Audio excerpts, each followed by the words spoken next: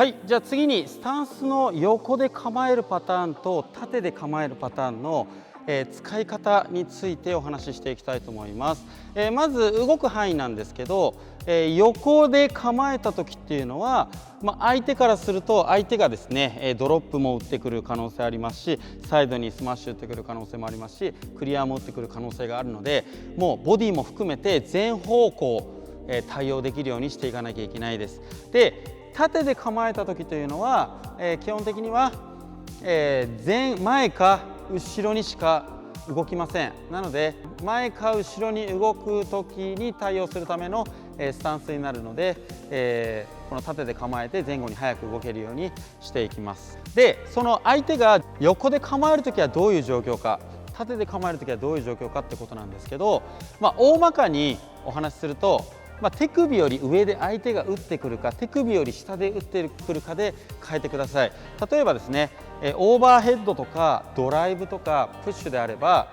手首より上で基本的に打ってくるので、相手が攻撃してくる可能性があります。なので基本的に足を横に構えて、横スタンスですね、横スタンスで構えて、横に早く動ける準備をしていきます。攻撃されても素早く取れるような準備をしていきます。で、相手が手首より下で打つ、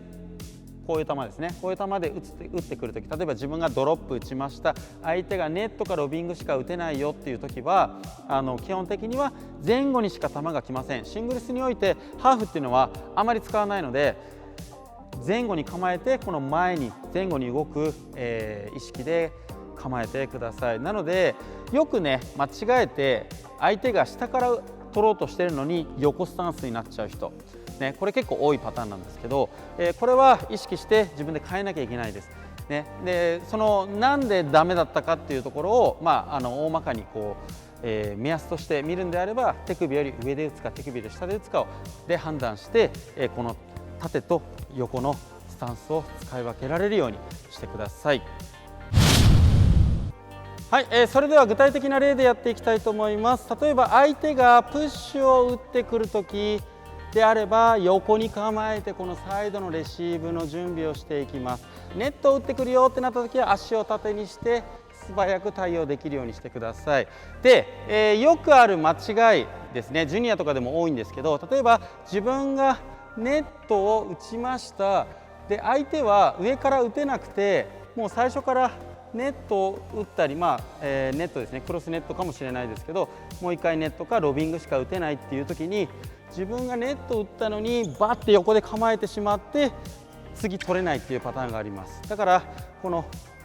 自分がネットを打ってしっかりいいネットであれば、次戻ってきた時っていうのは足を縦にして次の準備をしていく、次の準備をしていくっていう風に使い分けていかなきゃいけないです。ネットが甘くて相手が上から入ってきたら